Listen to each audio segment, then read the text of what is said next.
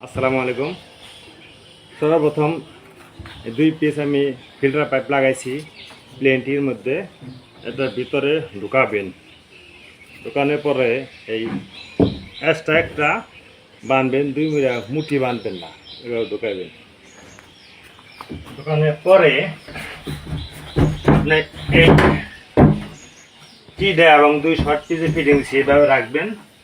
রাখার পরে আপনি এই মুটিগুলা খোলাইবেন, খোলানোর পরে এটা এখানে ফিটিং করবেন। ফিটিং করার পরে এই মুটিটা বাঁধ দিবেন।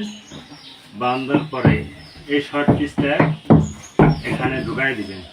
ঢুকাই দিয়ে এটা এখানে ফিটিং করে দিয়ে এই শর্ট পিসের সাথে এই যে নেটগুলো আছে, নেটের মুটিটা প্রায় ধরে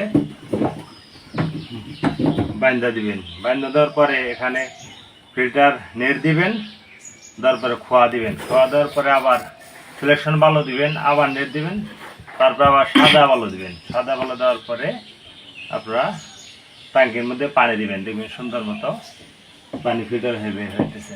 আসসালামু আলাইকুম।